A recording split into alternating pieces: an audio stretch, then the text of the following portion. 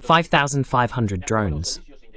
According to British intelligence services, in September, Russia carried out 5,500 drone attacks against Ukraine's strategic infrastructure. This figure represents the highest number of drone attacks to date, surpassing even the previous record set last August. To make matters worse, the Russian armed forces have practically taken control of the entire strategic city of Kupiansk and are making key strategic advances in Pokrovsk.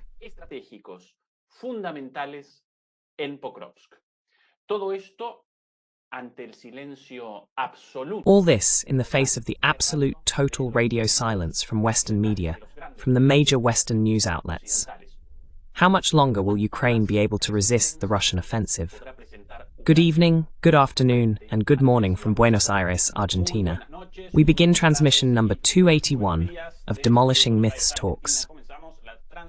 As every Wednesday, joining us on the other side of the screen and across the Atlantic Ocean from Madrid, Spain, is our dear Fernando Moragón. Fernando, how are things over there?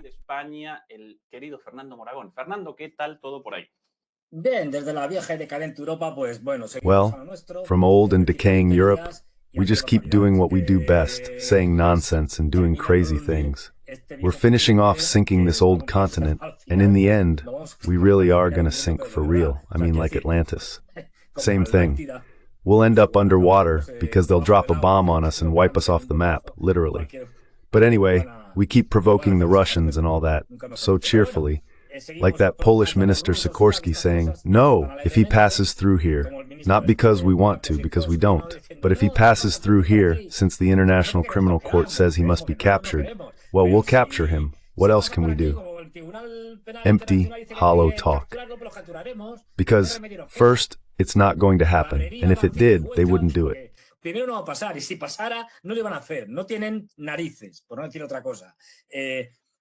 have the guts, to put it mildly. Because we must not forget something fundamental. European leaders are very cowardly, extraordinarily cowardly. That's why our dear, well, I know he's very dear to Ezequiel, who has a special fondness for him. Our beloved and brand new NATO Secretary General, Mark Rutte, says something like, Daddy, referring to Trump. If Daddy Trump doesn't come with us to the battlefield, we're not going. We won't even go as peacekeeping troops after an agreement with the Russians. Daddy has to come. So, well, that's where they are. Provocations, empty talk, with one key bit of wisdom, which belongs to the British. They, besides talking, also act.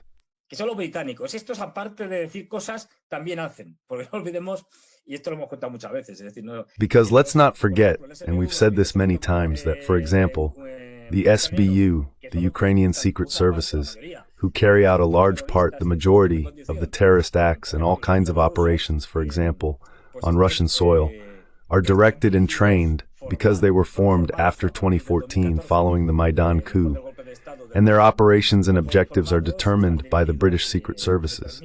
Those ones, yes, those are the ones who really make things happen. But the Poles, the Germans, and the others, the Baltics. Today, or maybe the other day, I think I read some news, I'm not sure if it was from Estonia or one of those countries, that really worried me. It said, I don't know what you'll think, something like 2 helicopters, I think attack helicopters. Yes, 2, they were going to get 2 more, they had 2 and I think they're going to have 4.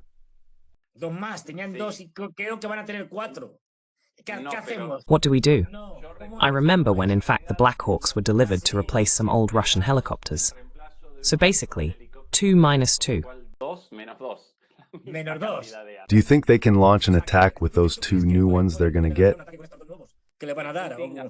Scared. Scared, huh? I figured as much. I thought so too, yes. Fernando, today we want to present many topics. First of all, a military analysis of the attacks over the past month, of yesterday's attacks, of the situation on the front, and from there, naturally, also how that is shaping the geopolitical negotiations between the United States and Russia, and the soap opera surrounding the meeting between Trump and Putin, which, yes, is quite a storm in light of all these issues. a la luz de todas estas cuestiones. Antes, por cierto, quería recordar una cosita. Before we start, by the way, I wanted to mention something, a little announcement. Since I'm here for my last 2 weeks, next Tuesday at 7 p.m. on the 28th, we're going to hold a gathering here in Buenos Aires at El Pulqui Bar on Avenida Entre Rios 484 with the Demolishers. So everyone's invited. It's going to be a lovely get-together in a bar in that central area near the National Congress. So everyone's invited, El Pulqui Bar, next Tuesday at 7 p.m. We'll present all the details soon, but I wanted to make the announcement. That said, Fernando, let's get started with this. Well, I'm so jealous. Damn, I'd love to be in Argentina to attend that meeting. And then, once you're done and have a few drinks, some cocktails, what, are you going to go take over the Casa Rosada? Or Congress, because Congress is just 2 blocks away. 2 blocks away? Well, I think the Congress is going really well. You've got it right there. And besides, after this, on Tuesday and Sunday, the elections. And these elections, Fernando, determine whether Milei's government falls now or later. It's that simple, huh?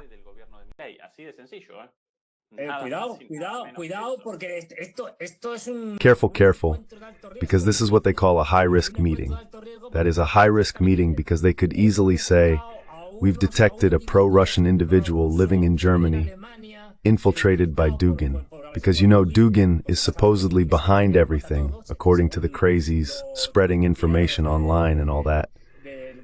And he's supposedly forming a group of brave Argentinians over there and so on who want to destroy democracy. Milei's democracy, what a democracy that is. Argentine democracy, and they blame everything on them. And then Milei comes out saying, no, the reason the economy is doing badly is because of Ezequiel and his guys and girls. I mean,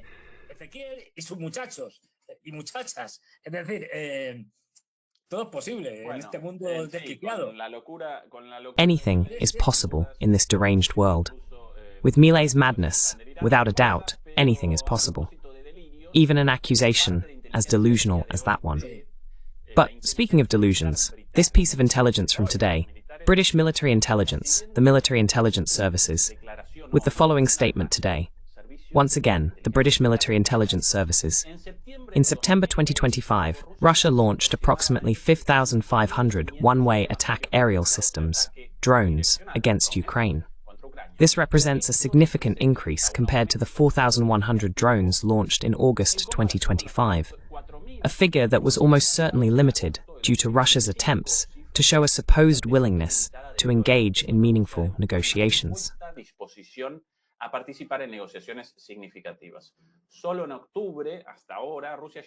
Only in October so far, Russia has already launched more than 3,000 drones, with more than a third of the month still ahead.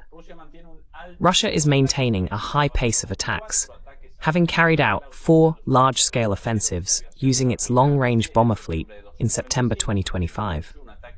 This includes an attack on September 7th, in which more than 800 munitions were launched, mostly drones. This combination of high-end missiles and massive drone use aims to complicate Ukrainian air defense efforts and increase the survival rate of Russian munitions.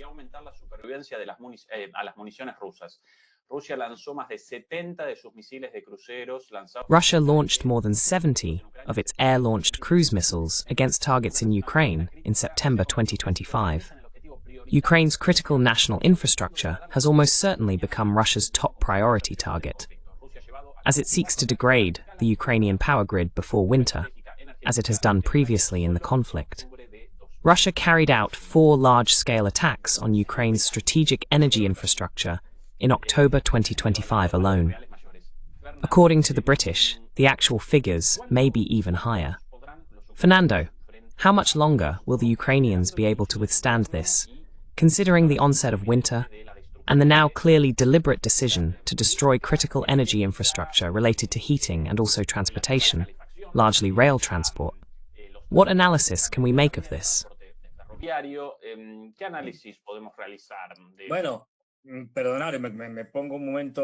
Sorry, let me just put on this hat I had lying around from the other day, the Kazakh hat.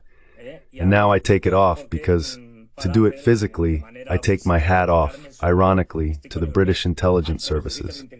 What things they've told us. What revelations. I'm all worked up right now because they've told me something nobody knew. But we've known this since it happened. I mean, we've been saying it here. You've been saying it day after day. Today, 800 something. We add it up, it comes out to who knows how many. From what they're telling us, honestly, it's mind-blowing.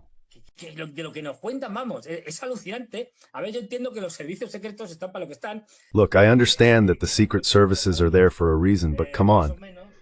Telling us what we already know, more or less. I mean, that more drones have been launched than the previous month.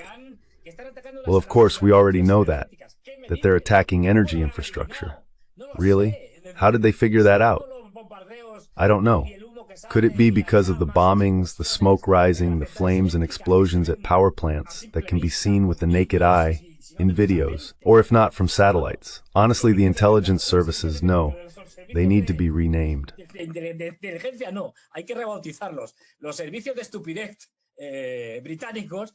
The British stupidity services, because there's nothing intelligent about them, tell us things that make you go pathetic, pitiful.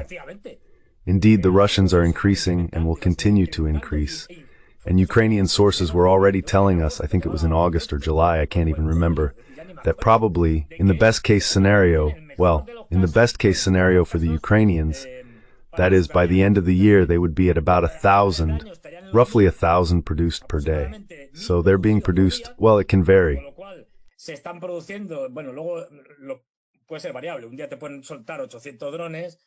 One day they might launch 800 drones or more than 800. Then they might send 200, depending on the objectives of each day. But there are attacks every day. This happens daily. It's no longer just once in a while. No, that time is long gone. And they even talked about the possibility of reaching 2,000 this year. More difficult, produced per day. Which means that if they produce 1,000 or 2,000 a day, it's clear they have the capacity to keep pounding the Ukrainians with drone attacks of 600, 700, 800 and up, without any problem.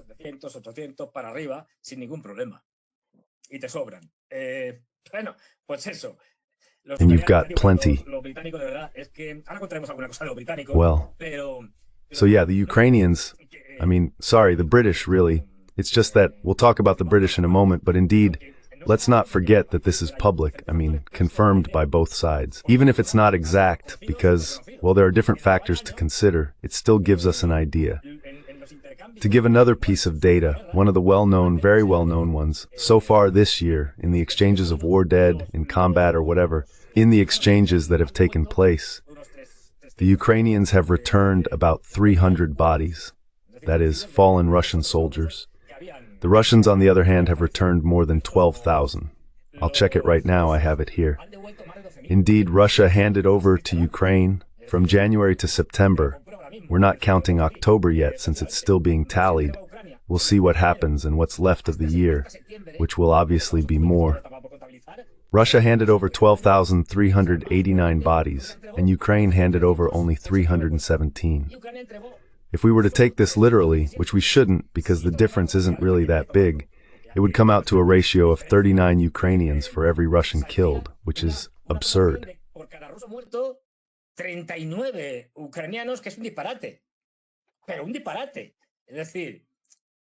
But that's nonsense.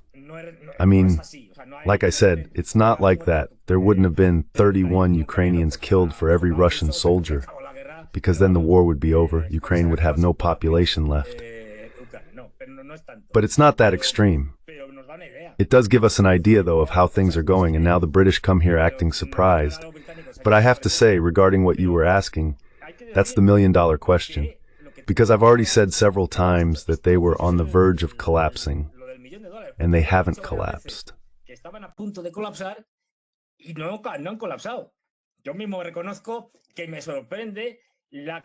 I myself admit that I'm surprised by the resilience, mainly of the Ukrainian soldiers, despite how poorly they're being led by their generals, especially their commander-in-chief Syrsky. But we have to call things as they are. They're giving it their all. When we talked in August and I said, meaning Pokrovsk would fall in August, it didn't fall. It's true that they launched an offensive there, in the way the Russians understand it, a special pressure on Pokrovsk, and that's when a critical situation arose. And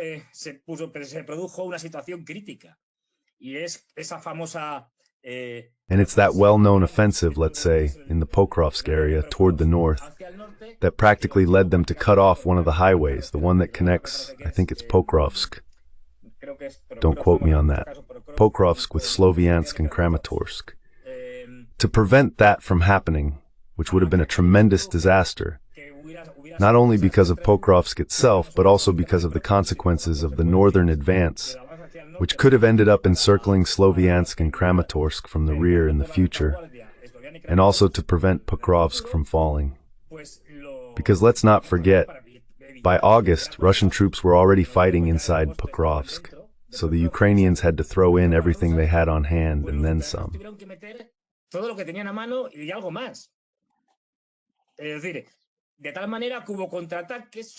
That is to say, there were counterattacks, especially in that bulge to the north.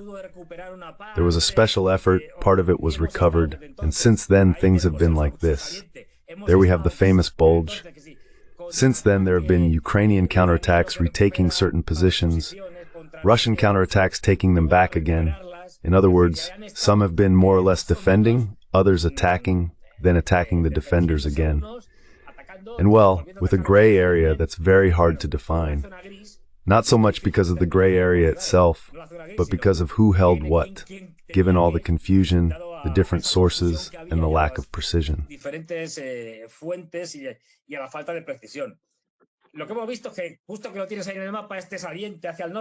What we've seen is that, just as you have it there on the map, this bulge to the north, in the last few days, the last week, 2 weeks at most, more or less, shows not only a stabilization of what remains of that bulge. There we have the road. You can clearly see the road where the units were. I mean, the reconnaissance forces were there. Well, there's the Pisky counterattack running, the transfer, let's remember, of the ZOF brigade from Pisky rushing there because they saw that it was an enormous disaster.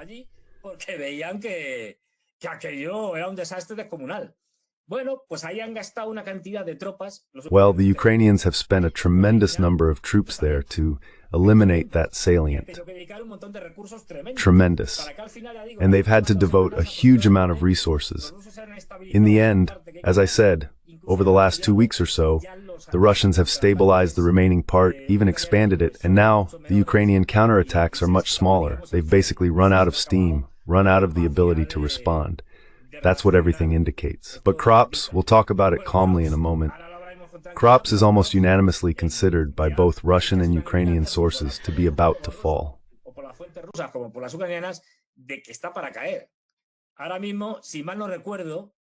Right now, if I remember correctly, you can see it better there. If we take the end, where the Russians are, they've already cut off all the roads, practically all the logistics. You can still go cross-country, and I think there's still one of those secondary roads left, barely. All of this, I mean, if you connect what is the pocket, the Krops encirclement, I recall that the last time I saw it, from end to end, it was about 5 kilometers. It used to be 7. I think it was reduced to 5. Well, the Russians, as I'm going to show here, the Russians, you could practically say that... What? Yeah, tell me. Even a little less. 3.77. No, I mean the encirclement of Krops and Minograds toward the most advanced part of the Russian troops. No, even further up. I've consolidated this. This is a very conservative mapper, but the reports are basically of Russian troops up here, so obviously much less. So from there to here, yes, about 5 kilometers or so. Yes, about 5 kilometers or so, maybe 6. It's no big deal. I mean, as we can see on the map, as Ezequiel Bistoletti is showing us, we can already say that Krops, which is a city that's more or less, let's put it this way, I don't know exactly, but well, let's say rounded, circular. It's not a long, stretched out city, it's a centralized city, right? kind of with centrality, let's say. In other words, circular. So if we divide it along a diagonal, which is the open train area, there we can see different operations. That's the train track. It's the confirmation of a very significant advance, confirmed by a Ukrainian publication today, with these attacks on their Russian positions. Therefore, this area is already occupied by Russia, basically within Minograd.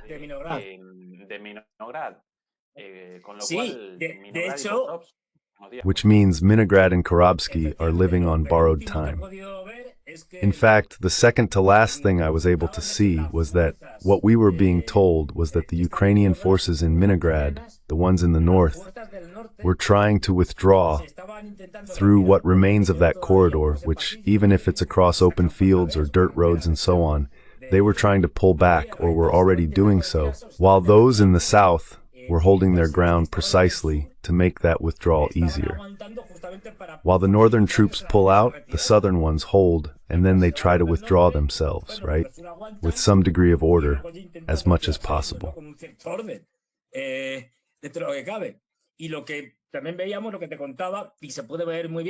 what we were also seeing, what I was telling you, and you can see it very clearly on the Procrops map, is that right now everything to the south, basically everything south of the train line, the railway line, is already in Russian hands. That is, what remains is the northern part, so to speak, where they are also infiltrated.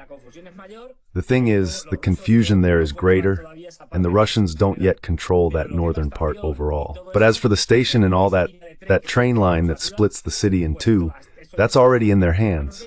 And there's something very concerning for them on the map here. On Procrops, on the map, we can see exactly where one of the blue units is.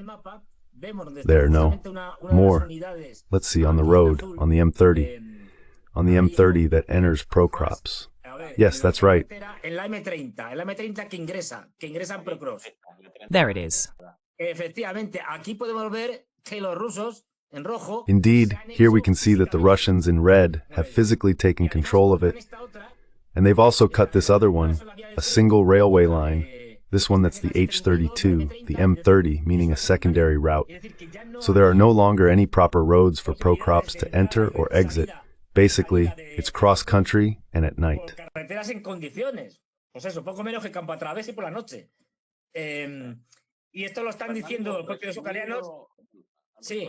And this is being said by the few Ukrainians who are facing many logistical problems.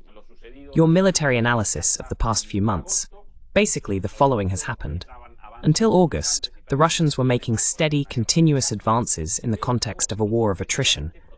But in August, unexpectedly, they carried out very large, deep breakthroughs, not only in Pokrovsk, but also in the previously mentioned salient, and even in the south of Donetsk as well. Also, in this area, here where Mihai can be seen, with a clear redirection of troops and resources from Kupiansk, from the advance. Wait, sorry, not from Kupiansk, I'm talking nonsense. From the north, from the advance toward, I can't remember the name of the city. Well, a road that allows them to flank.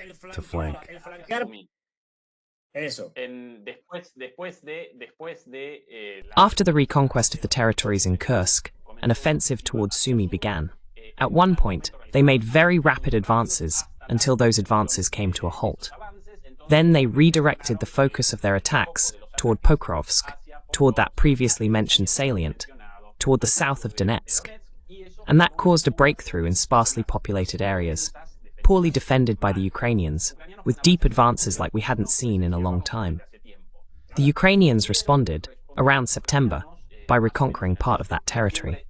But from then on, the Russians once again set their war machine in motion, wearing down those reconquered territories day by day. And today, they are basically back to where they were in August, with those deep advances still unconsolidated, advances largely consisting of troops and reconnaissance.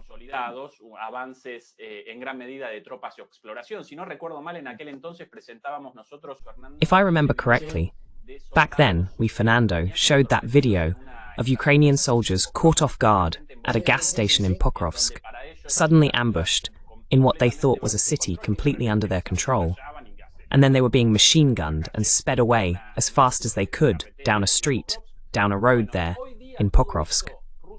Well, today, all of that has been conquered by Russia, but now it's been consolidated. It already seems to be in Russian hands. Not a sudden advance, but a consolidated one. Even here, in this area, I remember a very rapid advance towards Zelenia.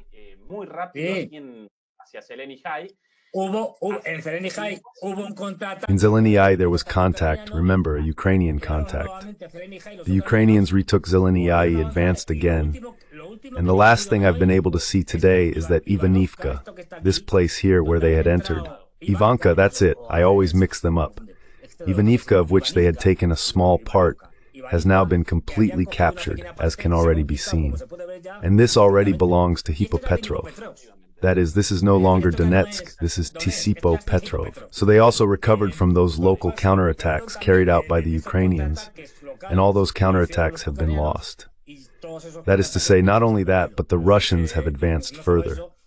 One very important thing to keep in mind is that Ukrainian counterattacks are not bad for the Russians. Let me explain.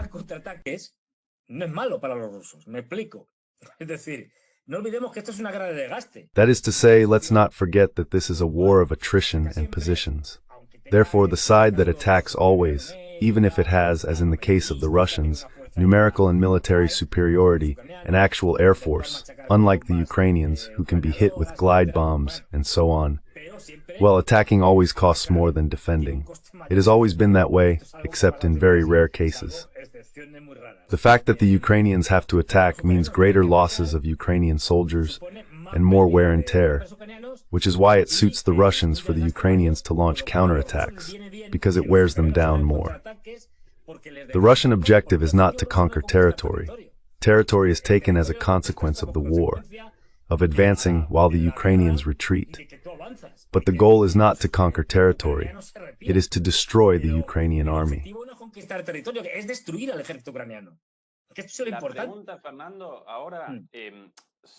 The question, Fernando, now is, after that surprising deep advance in August, the Ukrainian response, and finally the Russian counter-response, consolidating control over all that territory, came at an enormous cost for the Ukrainians in both material and human resources.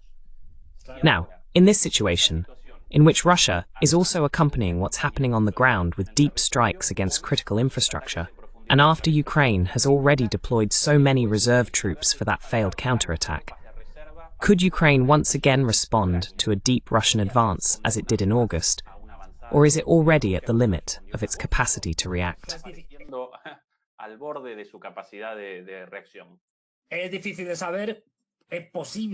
It's hard to tell. It's possible, but with nuances. You explained it perfectly yourself. When after retaking Kursk, the Russians moved into Sumy, they had to send units from all over the place to stop the Russians there. This is the strategy of 1,000 cuts. To put it in soccer terms, it's as if you have the ball and you're, for example, in the middle of the field, passing it around among all the midfielders there, and you have the enemy, in this case the opponent in soccer, running after the ball, as they say. Because you pass it to the player next to you, the one who was going to cover has to go cover the other, and that way you're wearing them out physically.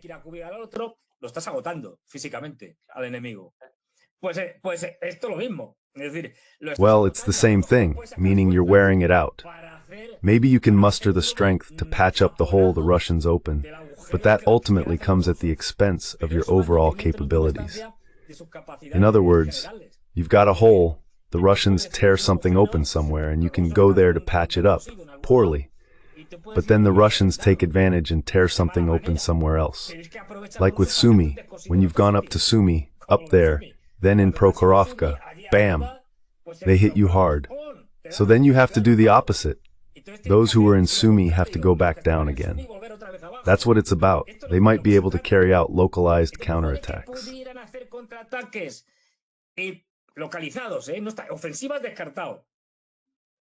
An offensive is ruled out. A counterattack and an offensive are not the same thing. That is, an offensive is something widespread, involving tens of thousands of troops. A counterattack is something that happens in a very localized area, at one point on the front. So yes, they can carry out counterattacks at a point on the front, but at the expense of their ability to respond to Russian attacks elsewhere. In other words, we'll see how winter takes its toll on them. Let's not forget, it's not winter yet. We're now entering that season of mud and rain, and even so, the Russians keep advancing without major problems, so to speak. And here the key point is indeed, or rather, there are basically two key points.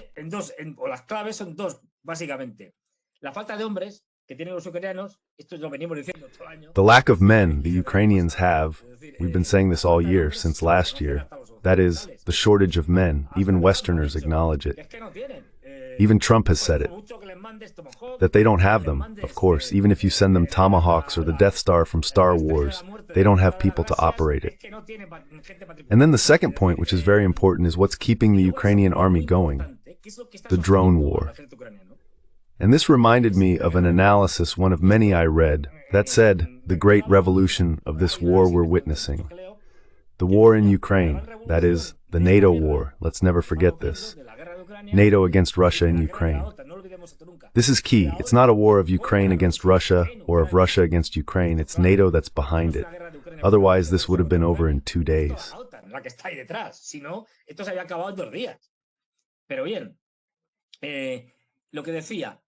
Well, what I was saying is that the Great Revolution, since things aren't over yet, still remains to be seen in terms of what new discoveries or tactical changes we'll witness.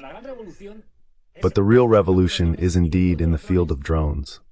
And within that, in cheap drones, the kind you can buy by the thousands without any problem, but that give you a situational awareness of the battlefield that you didn't have before.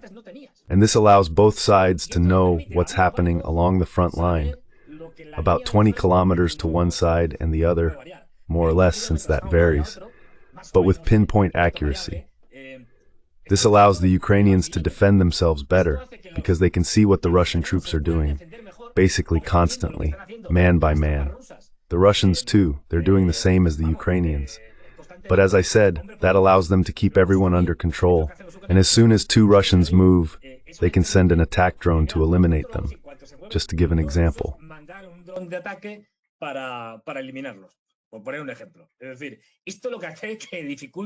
That is to say, what this does is make it harder for the Russians to advance, and makes their progress an extraordinary achievement.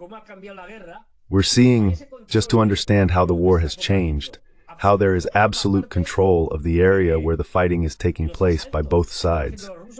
The assaults the Russians are carrying out, for example, and the Ukrainians too, when they launch counterattacks, that is, what the Russians are generally doing, are, let's call them units.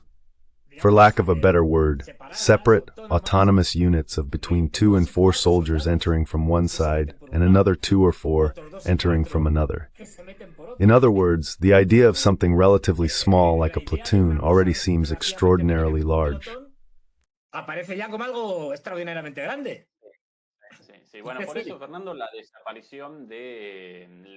Yes. Well, that's why, Fernando, the disappearance of airborne warfare, the doctrine of airborne warfare, deep operations, basically vanished. Impossible. Many brigades still keep names from back then, like Paratrooper Brigade, Airborne Brigade, all things of the past. Because today, with drones, you can determine the enemy's real-time situation with just a bit of money, right? Now this here...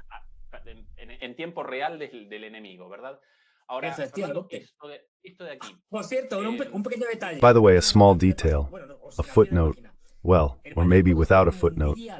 The world's largest producer by far of small, inexpensive civilian drones, as you can probably guess, is China. Some men with slanted eyes. Exactly. That's why they don't have supply problems. These drones are simply, well, it's a drone, a tiny quadcopter that you can almost hold in your hand, that you can launch by hand, and that carries a camera. The kind you buy on Amazon, I'm not kidding. On Amazon, on Alibaba, on Temu. Just like that. This is what's revolutionizing warfare, and the biggest producers in the world, by far, who make them by the millions, are the Chinese. And this is what they've been supplying from the start and increasingly to the Russians. So as I said, they are, yes, and partly to Ukraine as well, Fernando. en parte Ucrania también, Fernando. Also, the components for the Ukrainian drones are Chinese too. What you're saying is fundamental, because just 2 days ago, the useless people in the Ukrainian government, Zelensky and company, got angry with the Chinese and said, well, no, we're not going to supply anymore. They were also supplying the Ukrainians. The Chinese were also selling to them in smaller quantities, but they were selling to them. That's why both sides have those capabilities. And let's not forget, and this is important, that right now the army best prepared for that kind of war, for the current war, for modern warfare, and not for World War II. For that one it's not needed, but for the current one, the equipment, meaning the country and the soldiers best prepared for that kind of war. Among the countries, let's say, of NATO, and we can count Ukraine as part of NATO, because de facto, it's as if it were, even if not de jure, is Ukraine. That is, Ukrainian soldiers are already going to NATO countries to teach NATO troops how to operate drones. So watch out.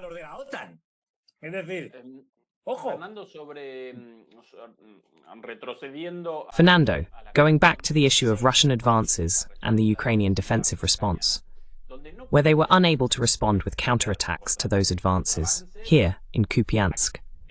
Despite the enormous number of troops and resources assigned, here, the huge number of brigades, 1, 2, 3, 4, 5, 6, 7, 8, 9, 10, 11, 12, 13, 14, at least 14, the Russians practically carried out the conquest of the northern part of the city, to the left of the Oskil River, thereby creating a pocket throughout this entire sector. That's right. And soon they will conquer all of Kupiansk, amid complete silence from the media. About this, nothing. Here they couldn't respond with counterattacks to the situation in this area. Well, as you've rightly pointed out, we have two parts within Kupiansk, let's say, to simplify things. The Oskil River separates the two areas. I never remember which one is the western bank. But anyway, supposedly if we look at the map, the western part, more or less because it's not exact, and the eastern part are divided by the river. The larger part of the city, the one closer to Kharkiv, so to speak, this whole Kharkiv area, this Kharkiv territory. Well, from the north they've been advancing. A pocket was formed. The Ukrainians ran out of that pocket, and that pocket is now in Russian hands and consolidated.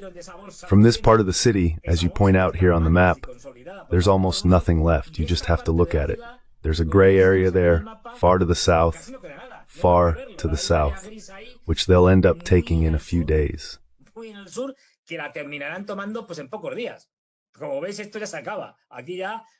As you can see, this is almost over. Here, what is actually the city, there's not much left. On the other hand, what's still missing is for them to capture the, let's say, eastern part of the city, that is the part on the other side of the river. But once they have this and have controlled the logistical routes that cross to the other side of the river, then the most likely, well, not likely, because they have no other choice, is that at some point this whole area on the other side of the Oskil River, once the Russians advance a bit further south, they'll have to leave here, because it's a pocket, as you rightly point out, an unsustainable pocket. In fact, they've already started leaving.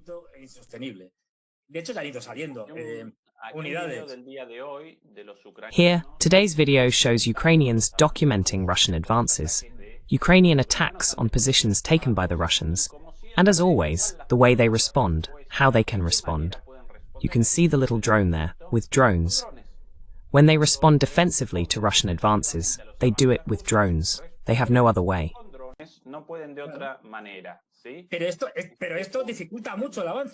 But this makes progress very difficult.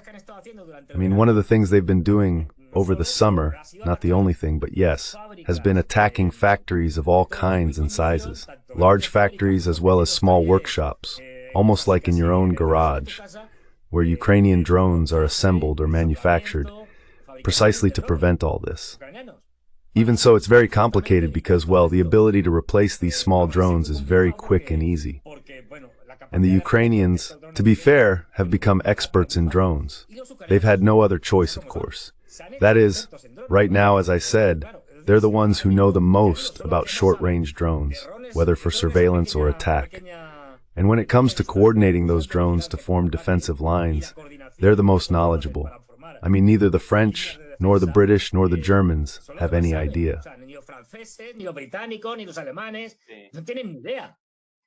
Sí, con una proyección de esto, Fernando, al escenario. With that projection, Fernando, to the Middle East scenario, still without the dominance of drones like we see here, if the Gazans, if Hamas, someday were to have control of drones like the ones the Russians or Ukrainians currently use, that would create an irreversible situation for Israel, with tiny drones that could be produced right in Gaza. Producibles desde Gaza. The problem, and we can get into it later if you want, is that the Gazans are surrounded. I mean, we've already seen it. Israel has them encircled, and they don't have any capacity by sea either, because their stretch of coastline is very short. And on the other side, the Egyptians don't cooperate with the Gazans either. So getting supplies, even small drones, is very difficult for them. Definitely.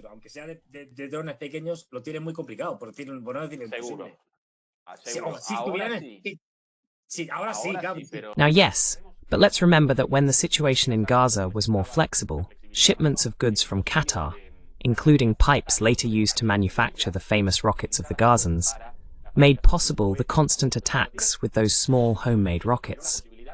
That presents a much greater difficulty in transport and production than drones of this size carrying a small explosive.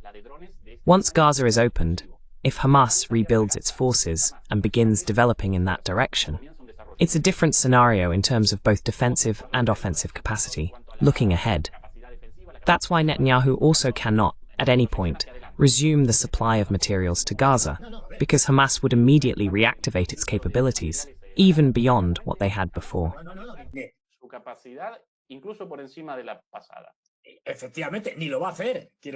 Indeed, he's not going to do it.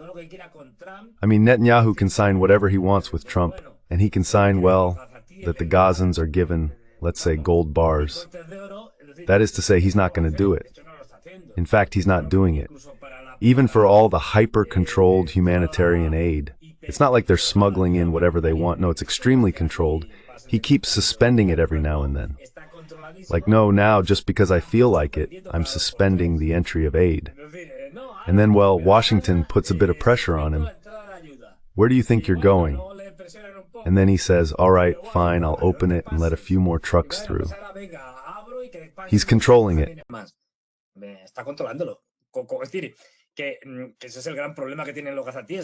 That is to say, that's the big problem the Gazans have.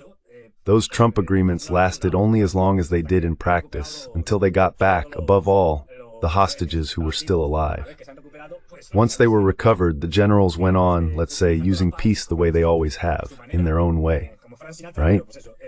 That is, closing and opening Gaza's borders whenever they feel like it, and bombing whenever they feel like it. Well, we already know. But anyway, there's a lot to unpack here. One thing is fundamental, and this is something the mainstream media doesn't teach you either. Even though it hasn't happened yet, it's gonna fall. I mean, I know it will.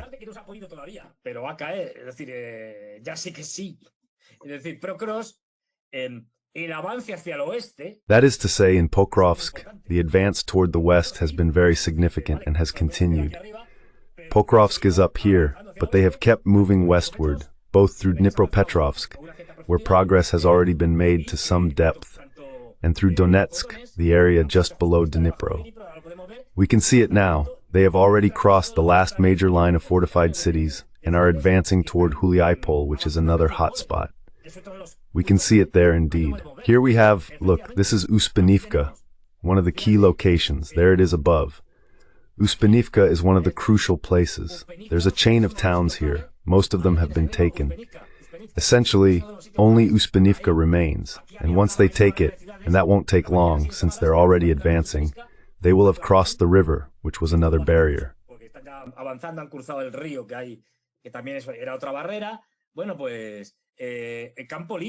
Well, then, the open field toward Huliaipol, there's much more outside, that is to say.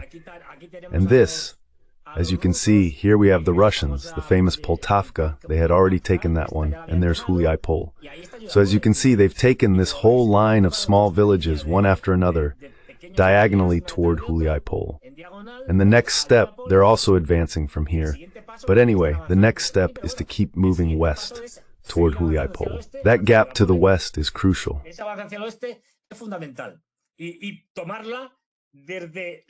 And take it, they're going to take it from the east and from the northeast. Well, they're going to come in from the north. This is fundamental. And the same goes for Dnipro. In Dnipro, let's not forget, and we'll see this in the coming months, they've already advanced with few problems. There are no lines here. In this area we're talking about, those lines of fortifications we saw in Donetsk no longer exist. No, in Dnipropetrovsk they don't exist. What you have here are villages where a greater or lesser number of soldiers are concentrated with their respective weapons, and not much else.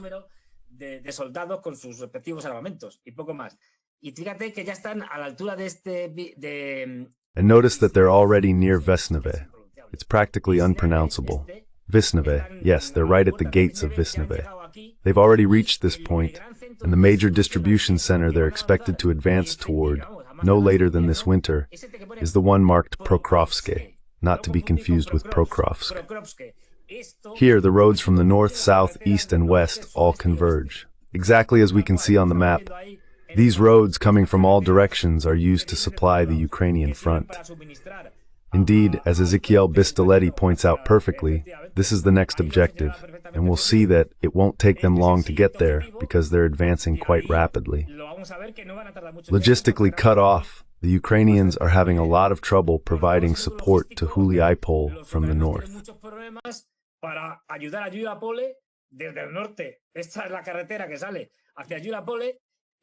This is the road that leads to Huliai-Pol, and from there, the advance will be very easy. Well, very easy in terms of a war like the one we're in. For the Russians, because now it's just a matter of taking control of a few logistical hubs due to the road network, but not much more. What they're taking right now in Dnipropetrovsk are small villages, relatively scattered ones. This is no longer the urban concentration of Donetsk, where it was one village, one city after another, almost touching. No, that's over.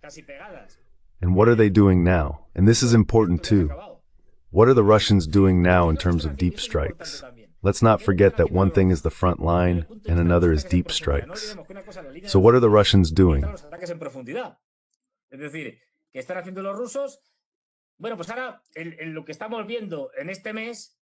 Well, what we're seeing this month is that basically we can see how things are burning here. Who knows what exactly they've bombed? A power plant around here too. This was important because what they did was start by bombing all kinds of power plants, gas depots, oil refineries, all across Ukraine. Now they're mainly focusing on the same thing, that is on power plants, as we can see, but in the areas, let's say, east of the Dnipro, meaning the areas closer to the front line. That's why they're bombing power plants in Kharkiv, also in Kiev and in many other places around here, and in Odessa, which is a special case. That one is on the other side of the Dnipro. But they're focusing on these areas. Why?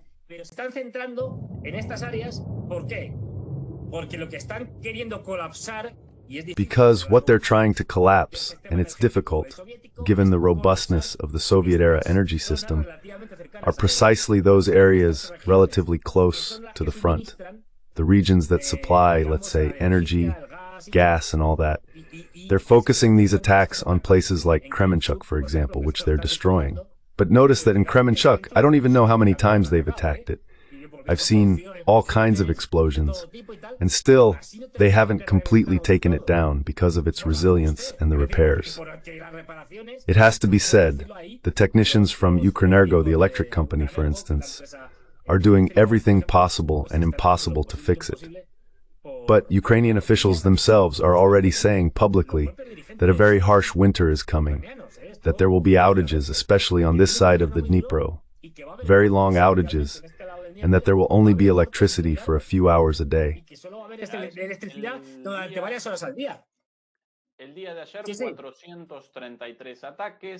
Yesterday, there were 433 attacks, 405 of them with drones. 4 Kh-59 missiles, 9 Iskander-K, those are the cruise Iskanders, and 11 Iskander-M, the ballistic Iskanders. And that, if I remember correctly, once again came from the entire long front, the roots of the attacks. Yes, it's tremendous, well concentrated, and almost exclusively against energy infrastructure.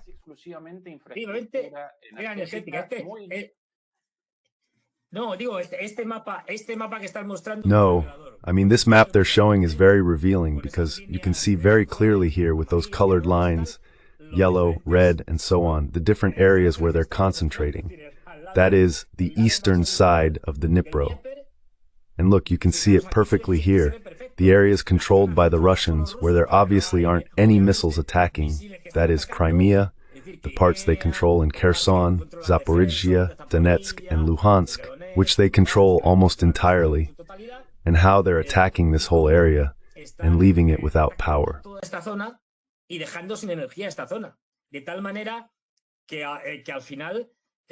In such a way that, in the end, the logistics of the Ukrainian troops will be shattered, because they won't have, when we talk about logistics, well, most of it comes through Poland, but it has to cross all of Western Ukraine, cross the Dnieper, and it's in this area where the logistics are already getting closer to their objectives, to the front line, and it's this key area that they're leaving without power.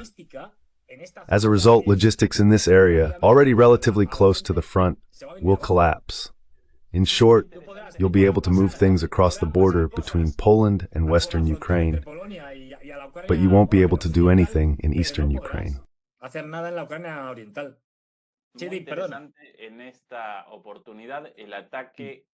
Very interesting.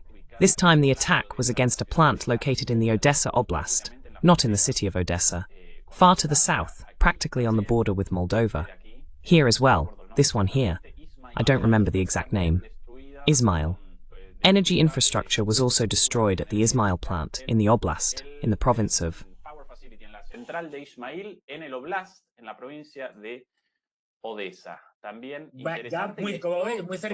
Odessa, also very close to Romania. The possible future of the attacks on Odessa lies there, near Romania and Moldova. This entire region of Odessa is being pounded, especially even the small river ports, not just the large port of Odessa. Everything there, the entire energy system is being destroyed. Well, we can see it there, how Ageran 2 is probably going down.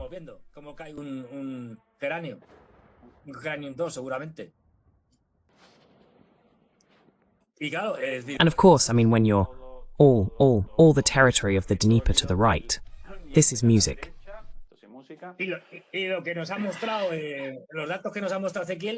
And what Ezequiel has shown us, the data he's shown us, this happens daily. That is, on an average day, around 400-something, 500, just a normal day. When they want to carry out a heavier attack, for whatever reason, it goes up to 800, 900. Because let's not forget we're talking about drones, but then as he rightly pointed out, depending on their targets, they launch all kinds of missiles. Cruise missiles, like the famous Tomahawks, but better ones, like the Russian Kh-101s. That is, missiles, as I said, like the Iskanders. All kinds. And when something is really worth it, they launch a Kinzhal. Also very interesting is what the Ukrainians themselves are telling us. They're the ones who have shown the images, although some of them didn't work properly.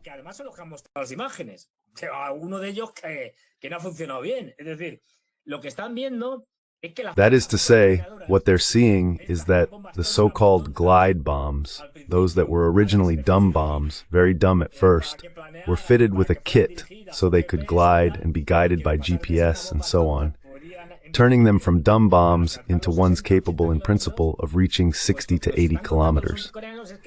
Well, what the Ukrainians are telling us, and we already have photos everywhere, later shown by the Russians, photos from the Russian side, is that these dumb bombs have now had a small jet engine added to the back, and that changes things.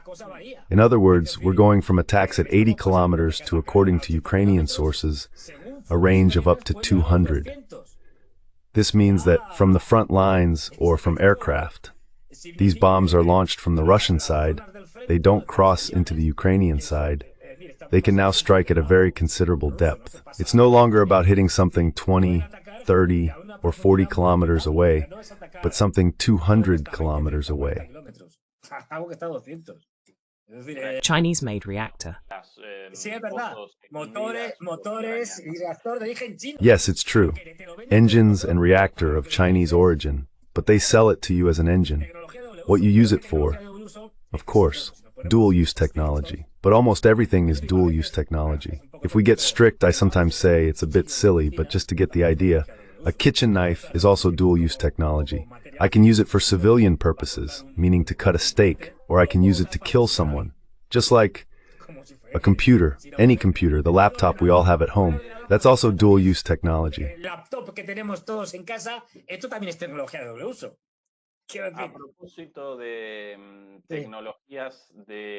Speaking of dual-use technologies, here are the images, and we begin with a new topic, although it's also related. These are the images broadcast yesterday by Russian state television of previously planned Russian military exercises involving their nuclear forces. Exercises related to nuclear readiness, to preparation for a possible nuclear response. Here are the very...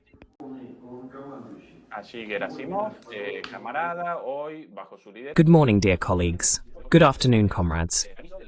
Today we are conducting a previously planned training session on the management of nuclear forces, as reported by the Ministry of Defense. Let's get to work. The Chief of the Armed Forces of the Russian Federation, Valery Gerasimov, has the floor. During this training, we propose to develop the procedure for authorizing the use of nuclear weapons. The practical actions we will carry out include the use of the Yars land-based missile. Yes, the mobile land-based Yars system from the Plesetsk range to Kura, and the strategic submarine Bryansk from the Northern Fleet, operating from the Barents Sea. Also, the use of the Tu-95MS strategic bombers from a Ukrainian airfield. Yes. Russian, even if that's what it's called. Well, the three from the triad.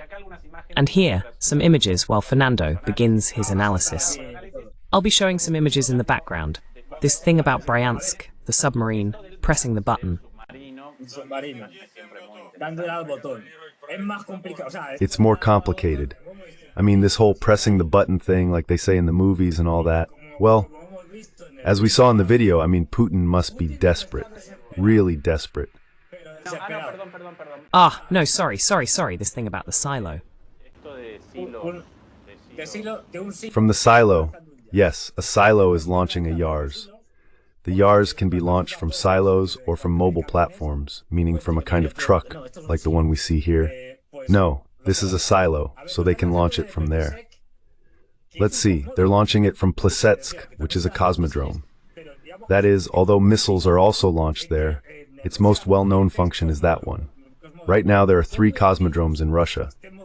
2 very old ones, even if they've been modernized. But originally, here we have the mobile one, the mobile Yars.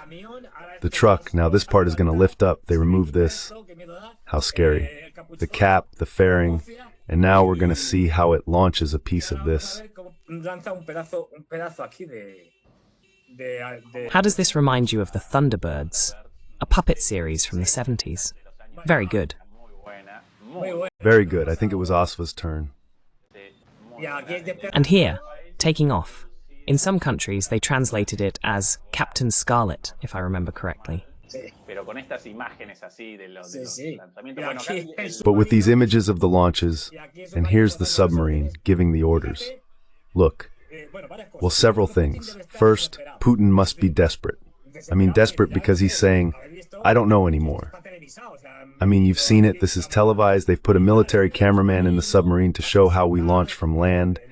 Now we'll see the air ones, Putin's command room, so to speak, there, putting on a show with the simulation and all that, saying we've done this, whatever. In other words, he no longer knows what to do to tell the West, look, don't be foolish.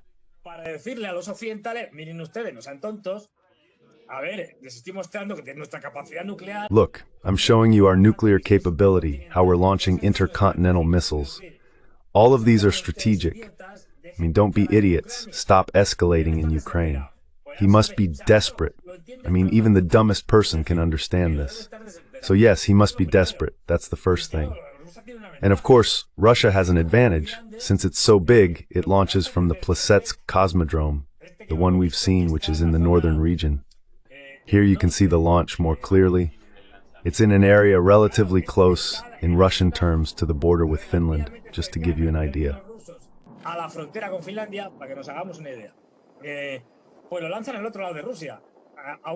Well, they launch it to the other side of Russia, to a testing range they have in Kamchatka, on the Kamchatka Peninsula. I mean, well, they can go farther. You know, the thing is, well, it's not about provoking the Americans, and they do it within their own territory. Likewise, from the Barents Sea, they also launch it toward Kamchatka, or somewhere like that. What I was going to say is that these are exercises the Russians, the Americans, and so on routinely carry out. Now, the Russians are doing them more often, and above all, promoting them more. This was done so we could see it, I mean, and it's been shown on Russian and international television. In other words, it's a very clear message.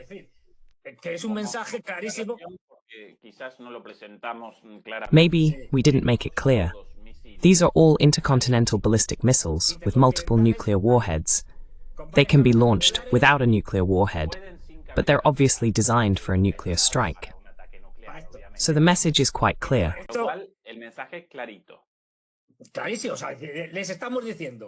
Very clear. I mean, we're saying we're prepared, ready, and as you can see, so that the commander-in-chief, Putin, who comes from a huge table, presses the button, metaphorically, because it's more complicated. All the procedures are ready. I want to remind you that there are 3 people who have to make the decision, because this isn't decided by just one person, right? Everyone, stay calm, stay calm. If one day Trump goes crazy and says, let's launch a nuclear attack against the Russians or the Chinese, he can't do it alone. That is, it depends on several people. Generally, in a normal situation, authorization has to be given by the president or head of state of the country in question, the minister of defense, and the chief of the general staff, who are in different locations, just in case.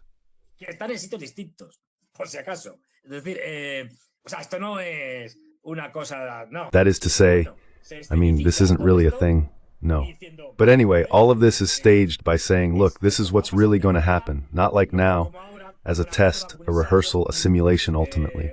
Even if it involves launching real missiles, but without warheads, without nuclear warheads. You get it? That is, we're prepared, we're ready. Look how it works. How well the missiles reached where they were supposed to. Stop fooling around. Don't keep going down this path of charades.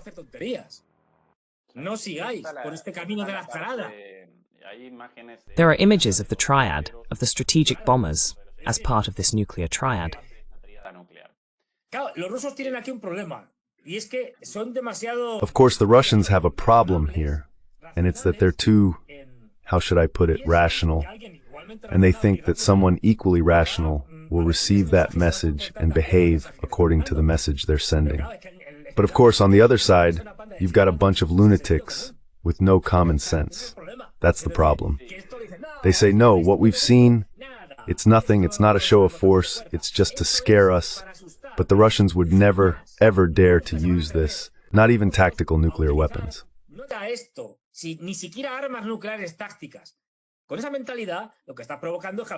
With that mindset, what you're causing in the end is an escalation. You reach such a critical situation that you force the Russians to use tactical nuclear weapons, and it becomes a self-fulfilling prophecy, right? As they say, you know, that kind of thing. Well, but this is basically what the crazy Europeans are provoking now. I mean, one of these days they might shoot down a Russian plane or something else, or attack a Russian ship in the Baltic Sea, which right now is an extremely dangerous place, a civilian ship, and they might sink it or whatever, and then we're in real trouble, because that would definitely force the Russians to do something. And I don't know to what extent the Russians can already rely on Oresnik and similar systems. Maybe, most likely, that's what they would do.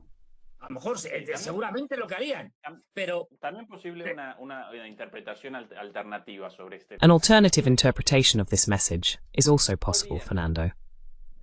Either they present this as a warning, enough with the provocations, enough with the madness, because we're going to respond, or the Russians are already determining that the end of the war in Ukraine seems near, and that therefore negotiations are beginning. Although negotiations might be the wrong word, direct confrontations over the core issues. Because at the core, what emerges here is the conflict between NATO and, in particular, between the United States and Russia, the advance of the United States and the halt imposed by Russia.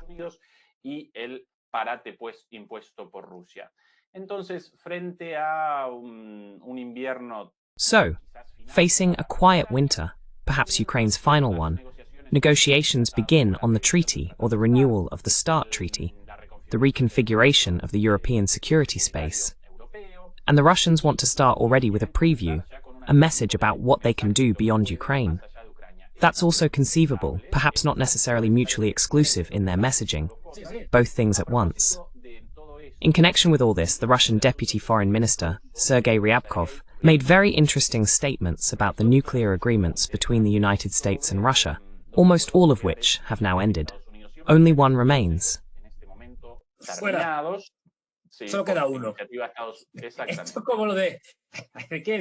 is like that thing. Do you think you're a big movie buff? It's like that famous Christopher Lambert movie, Highlander. I don't know how it's translated because in Spain they translate things however they want. And the line that all the fighters said, "There can be only one." Well, this is the same, meaning now there's only one left.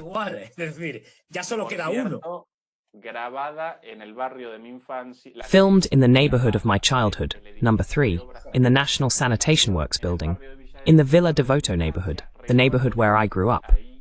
I remember being there, like so many other kids, standing behind some barriers, exactly, and watching Christopher Lambert pass by in a hover, waving. All of this because of how spectacular that old sanitation works building was, where they filmed Highlander 3, or The Immortals 3.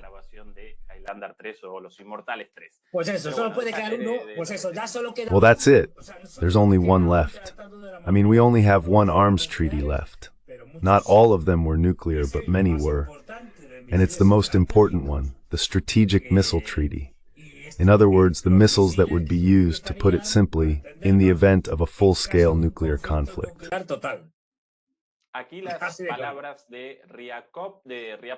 Here are Ryabkov's words about this START treaty, on the verge of its expiration.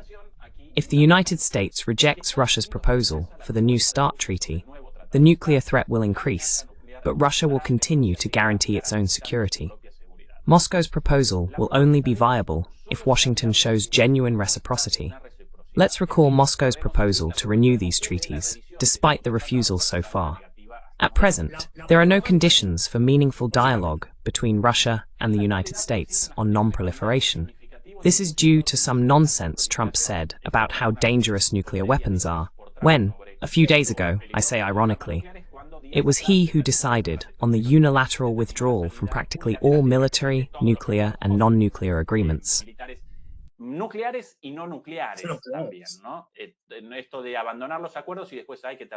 This business of abandoning agreements and then saying, "Oh, how terrible nuclear weapons are." Russia must first be sure that the United States has truly abandoned the hostile policies of its previous administration. Moscow keeps the door open to political and diplomatic solutions on arms control. NATO's aggressive stance risks a direct confrontation between nuclear powers. The West should focus on finding negotiated solutions regarding Iran's nuclear program, since there is no sensible alternative, and Russia will not be drawn into an arms race. All this in the context of the previous demonstration, against foolish provocations, but also in view of substantive negotiations. Right?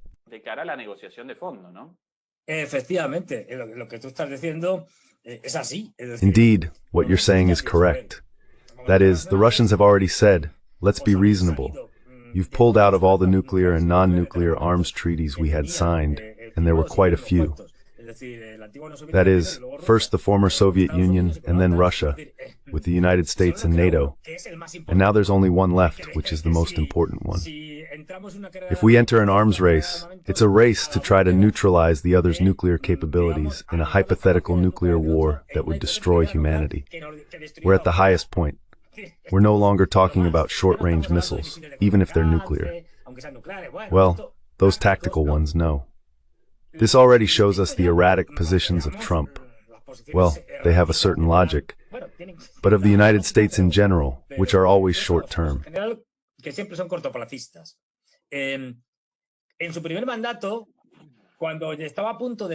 During his first term, when the treaty was about to expire, they began negotiating with the Russians and said, no, well, we're not interested in negotiating an extension of the treaty because since the Chinese aren't part of this agreement, an agreement that had been signed between the Soviets, well, in this case, between the Russians and the Americans, the Chinese said, what does this have to do with me? Besides, you're the ones who have to negotiate the number of delivery systems, nuclear warheads, and so on. Since you're the ones who have the most, I have fewer. So they said, no, if we're not also negotiating with the Chinese, we're not interested. And the Trump administration clearly refused to extend the New START agreements for 4 more years. The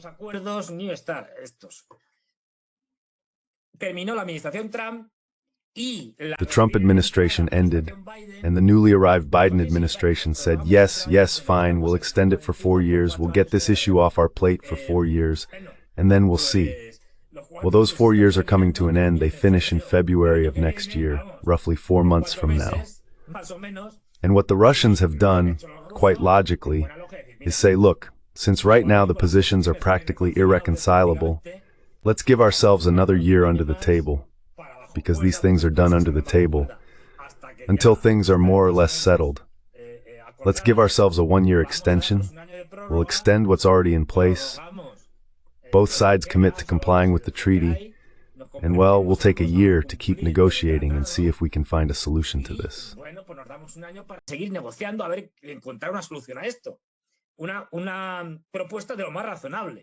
A very reasonable proposal.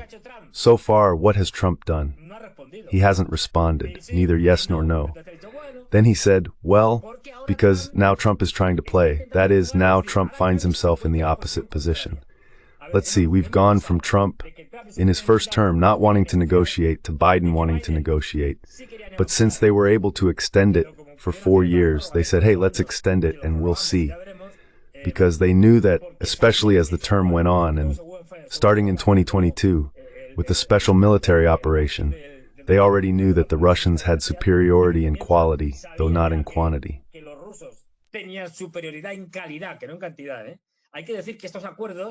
It must be said that these agreements are signed in terms of quantity. That is, if you have a better nuclear warhead or a hypersonic missile, that's not regulated by the treaties. So fine, you can keep researching as much as you want, but what's regulated is the quantity, not the quality. And since the quality of Russian missiles was much higher, hypersonic missiles launched both from the air and the sea, with greater ranges and a whole series of new advantages in Russian nuclear capabilities. Being at a disadvantage, Biden was indeed more inclined.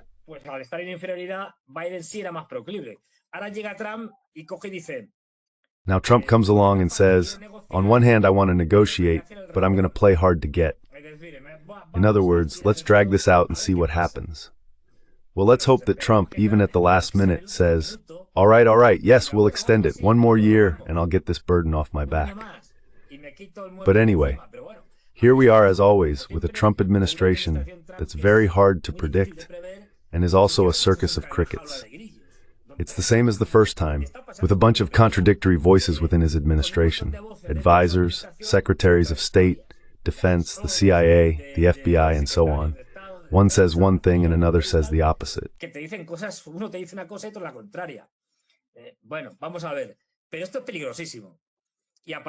Well, let's see. But this is extremely dangerous, and from there, as Putin rightly points out, well, we're not going to start an arms race. But what we're also not going to do is leave ourselves unprotected. The Americans will know what they're doing. There's also the question of why. because that inferiority in quality has made U.S. nuclear capabilities now much lower, or quite a bit lower, than Russia's. Let's not forget, their missile defense shield has already been completely neutralized by Russian capabilities. Their intercontinental missiles are older and less reliable. Tienen menos fiabilidad. Siempre ponemos el caso, pero es verdad. Es decir, es que we always bring up the example, but it's true. I mean, the Minuteman III missiles, the ones that have to launch from ground silos, date back to the 1950s. They're more likely to explode in the silos when fired, and they've had many problems for a long time. I remember, at the beginning of the century, even in the 90s, in many of those drills they do to prepare them, sometimes just simulations without expecting anything. They reported, and this came out in the media, and the US military itself acknowledged it, that when they ran a test as if it were real, meaning without telling you it was a simulation, this is done too, you know? They don't tell you it's a simulation, and they test you, even though everything is under control, to see if you're capable of pressing the button, so to speak.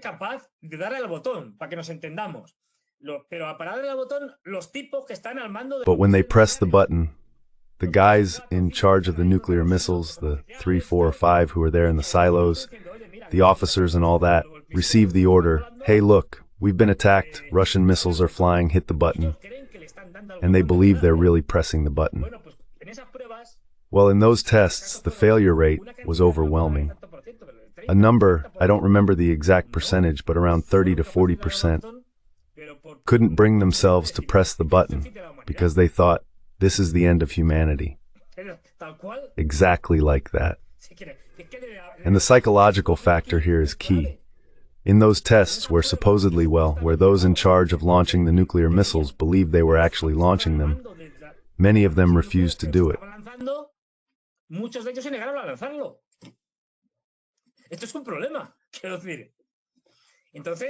This is a problem, I mean. There lies the inequality of conditions. Poor preparation, in short, a bunch of things we've already been talking about. And that's why Trump, on one hand, wants to accept the extension, but on the other hand, he's under pressure from the military-industrial complex to start to make money, an arms race that would be very beneficial for the military-industrial complex that produces nuclear missiles, which are very expensive.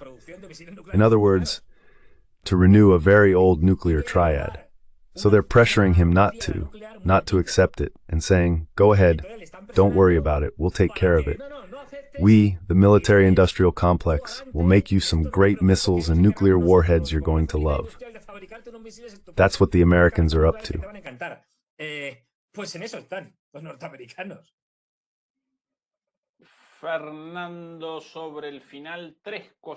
Fernando, about the end, 3 interesting things. On one hand, what Fernando himself mentioned a little while ago, there's the FAP 500 glide bomb found by the Ukrainians. It's clearly malfunctioning, in several ways, but still. And then, once the engine fuel is spent, comes the final glide. And that gives it 200 instead of between 70 and 90. Now 200 kilometers with a 500 kilogram bomb.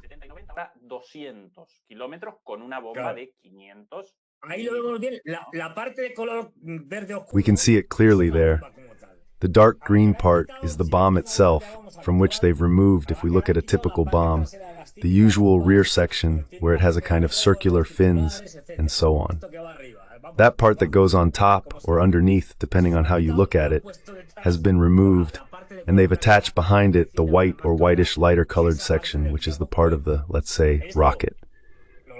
They launch it, and when the rocket fuel runs out, that part detaches and keeps gliding until it reaches the designated target.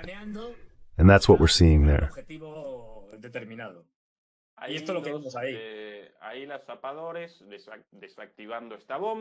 There are the sappers deactivating this bomb. This video, by the way, courtesy of our sister channel, Wars and Geopolitics. Just like this image here of the Chinese reactor, the Chinese engine, the W700 Pro. You can see it there, yes. Yes, perfectly. On the back of these bombs, Russia has a huge number of these Soviet-era bombs, tens of thousands of them. It produces a missile, Fernando. Sure, but look how many times we've said this here. We've been saying it for years. Fíjate cuántas veces hemos dicho aquí, llevamos años, ya, porque esto ya lleva unos años, diciendo, Yeah, because this has been going on for a few years now. Let's see, when the lying Western press was telling us that no, that the Chinese were being sent tanks, planes, whatever, no. What they're actually being sent are components like the ones we're seeing here. Components that can be used militarily, that can even be military components. And this is a rocket engine that you can use for civilian purposes if you want, but also, I mean clearly for military use as well. This is what they're being sent. Not tanks, not cannons, those they already have.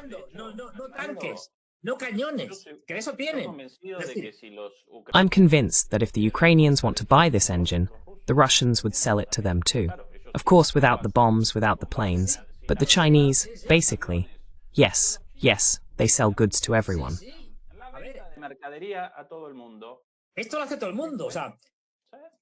Everybody does this. I mean, what I'm saying is fundamental. We shouldn't think that since these are friends or allies and those are enemies, the enemies never cooperate with each other and the allies always support one another. No, it never works that way.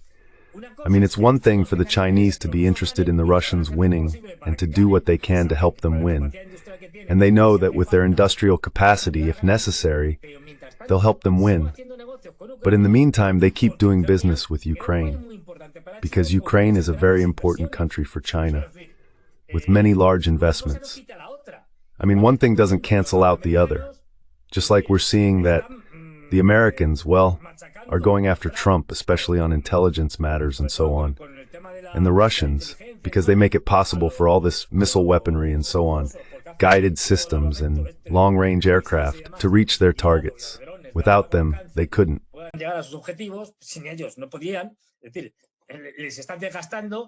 That is to say, they're wearing them down and at the same time negotiating with the Americans to see if they can reach an agreement on rare earths. I mean, with the Russians. In other words, no one should think that no matter how much of enemies they were, during the Cold War, the Soviet Union and the United States, in certain very specific matters, collaborated, cooperated. And I'll give you one example everyone knows. Not in the essential part of the space race of the 1960s with the moon landing, but later, while the Cold War was still going on, to thaw relations, they held the famous meeting in the 1970s between a Soyuz spacecraft and an Apollo spacecraft, which joined together in space, docked, and shook hands.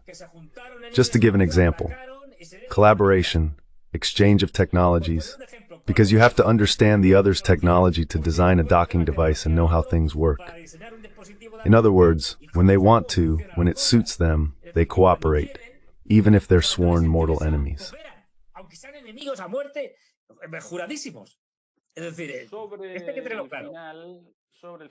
Toward the end, how's the like situation? On the way to 2,000 demolishers connected and 1,370 likes, still 600 below where we should be. Please, this helps us fight censorship and demoralization. Toward the end, Trump's latest blunder, Mr. Orange himself. Oh, by the way, a bit more promotion first. Next Tuesday, the meeting with demolishers, men and women alike. I'm so jealous of you.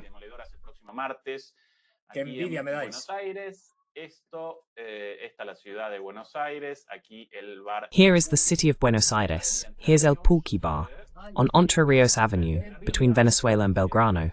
Here's the image. There's a bus right in front. What bad luck. Well, that little bar over there.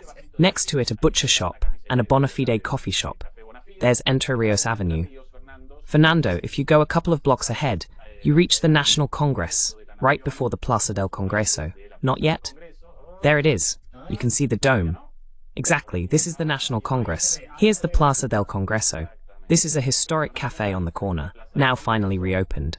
Café El Molino, a cafe from the early 20th century. What a beautiful square. And from here, Rivadavia Avenue cuts off. Here begins, instead of Entre Rios, on the other side of Rivadavia, Callao Avenue. This is Buenos Aires, Fernando. As we call it, a total mess, absolute chaos, a monster of 15,000 inhabitants. And the biggest problem is us, the people of Buenos Aires. But even so, well, I love it, because this is my place in the world.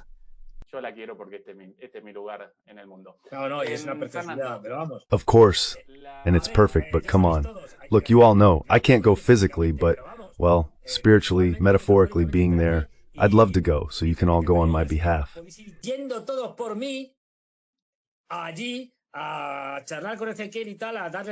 There, to chat with Ezequiel and all that, to bother him, bluntly speaking, that is, to ask him.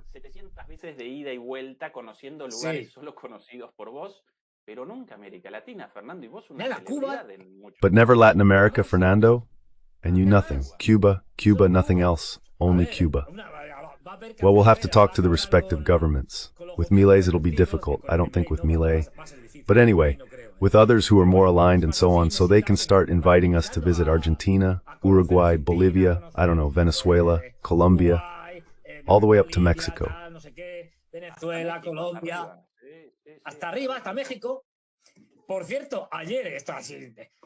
By the way, yesterday I was walking down the street after attending a conference about Central Asia, Uzbekistan, and so on, with a friend. We were downtown, near Seoul, and I see two really nice guys calling out from a car. Moragón. Wait!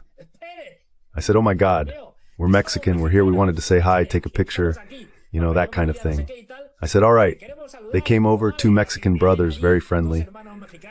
So yeah, they recognized me there. Well, I mean, bald, chubby, and looking like this, I'm pretty easy to recognize. They said, greetings to Ezequiel Bistoletti. We always watch him from Mexico.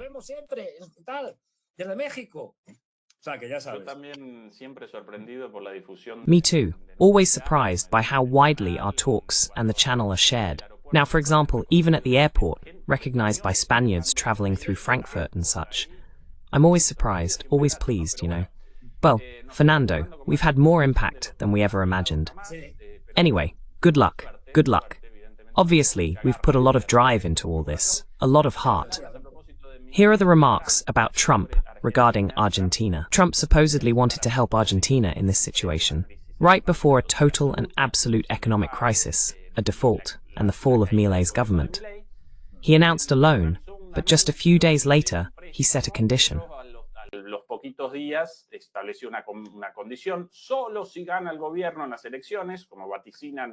Only if the government wins the elections, as a resounding defeat is being predicted, well, that will very likely lead to Milei's downfall. And even if they win, this agreement, this loan, would only delay the inevitable. Yesterday, on his plane, he was asked about this loan. From the perspective of his political base, the MAGA movement, why help Argentina if helping Argentina doesn't benefit American farmers? And Trump replied to this, and it caused chaos once again in Argentina. Attention, here's the clip if I remember correctly with subtitles. The question is, what do you have to say to U.S. farmers who feel that the deal is benefiting Argentina is fighting for its life, miss. You don't know anything about that.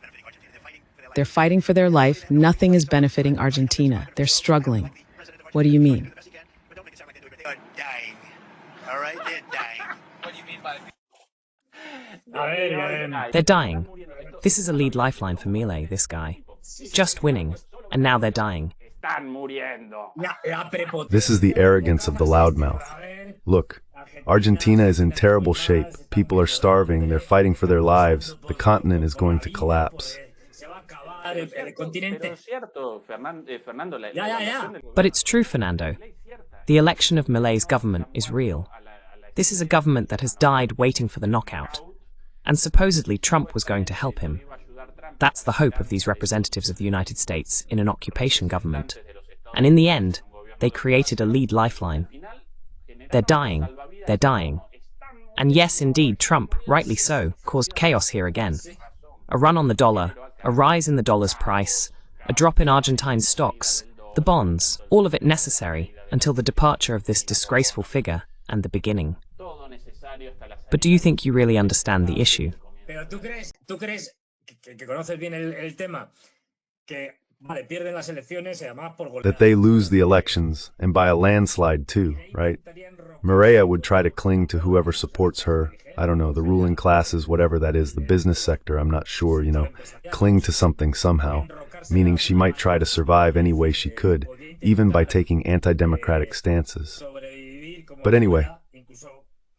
Tomando actitudes antidemocráticas, pero bueno, no sé. Eso ya comenzó, ¿no? Pero That's already begun, isn't it? But the anti-democratic attitudes, immediately after the elections, whether with victory or defeat, there will be a strong devaluation, necessary because of the disastrous macroeconomic situation. So a strong devaluation, an increase in the dollar's price, and naturally afterward an increase in prices. That, here in Argentina, immediately triggers an inflationary process, protests in the streets. And well, from there, an open scenario, a coin toss. How much resistance, how many people in the streets, but the inevitable outcome.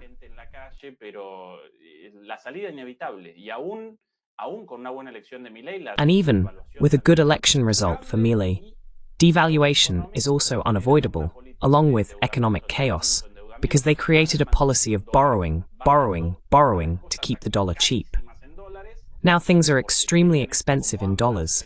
They wanted this as an anti-inflationary anchor, but they can't keep it up anymore. They can't respond. Besides having generated massive debt, they can no longer sustain this level of the dollar's price.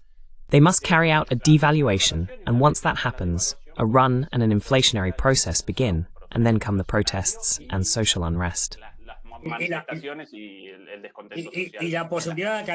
the possibility that in the face of protests and massive demonstrations by Argentinians, Milei might choose a harsh crackdown, with everything that would entail, meaning the police going after as many people as they can.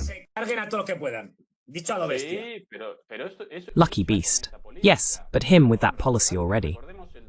But let's remember 2001, the last major popular uprising in Argentina. The departure of De la Rua's government by helicopter from the Casa Rosada was accompanied by terrible repression, with 40 dead. Young person. The cost for the people is terrible, but sometimes it's the necessary price to pay to get rid of this occupation government. And that creates a huge burden for the next one, not only because of all the debt taken on with private creditors and the IMF, but now also directly with the US State Department and the US Treasury, which is intervening in Argentina's foreign exchange market to keep the dollar stable.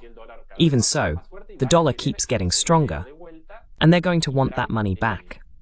Trump will want his money, and if the next government, as it should, declares a default, that money lost on a failed political bet, well, Trump will start making threats, Trump style, even possibly military ones. That's the situation for the client. Because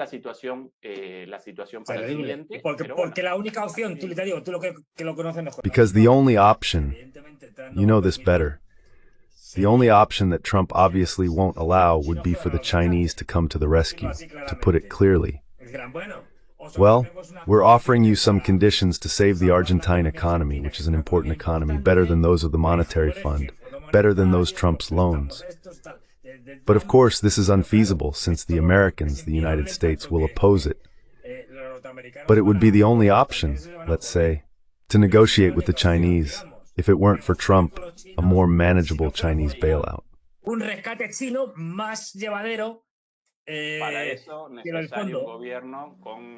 For that, a government with geopolitical maneuvering capacity is necessary to make a shift in that direction, naturally responding to the US reaction, and to reach an agreement with the Chinese. Just like Cristina did at the time, with a currency swap, an exchange of currencies, an indirect loan made with China, and that loan is still ongoing today, largely keeping Milei's government afloat. But the conflict is there, Fernando, just as in Europe, soon, in my opinion, in war, in the struggle between the United States and the unipolar world, China and Russia. Well, in Latin America, this conflict is increasingly taking a military turn as well. For now, it's only political and economic disputes. But the bombings of fishing boats in Colombia, in Europe, in Venezuela, well, Argentina will very likely become a future hotspot of tensions. We should build a strong alliance with Brazil, as in the past, and move closer to China and the BRICS. Efectivamente, clarísimo. Fíjate que una de las cosas que veía ahora que no. Notice that one of the things I saw recently, and that you're going to see, was published by the Washington Post. Also, we already know that the American media, Dean Parcels included, have nothing. But there's a publication from the 22nd where the sources, who never tell you who they are, said that the decision to bomb, to attack, to overthrow outright, meaning a coup d'etat by whatever means, Nicolás Maduro in Venezuela, had already been made, I quote literally, and there was no turning back. This is what the Washington Post reported, that these things had to be done. Well, American and Western newspapers lie a lot, but in line with what you were saying, that is, more and more military options. Well, I don't like this government for whatever reason, or it has failed and so on, and we have to put in another one, then the military option.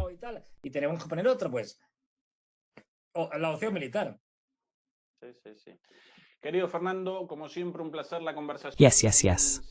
Dear Fernando, as always, a pleasure talking with you. In 5 minutes, Eduardo Bior begins his show today on our sister channel, MPI Geopolitics, with the title, Trump and Putin Decide the Future of Europe. If I remember correctly, yes, Decide the Fate of Europe. That's the title, super interesting, of today's program. And we'll be back here on Sunday, while Fernando will be on Friday with his show as well, only on DMP. And next Tuesday, we'll have the Demolidors gathering in Buenos Aires, so everyone's invited.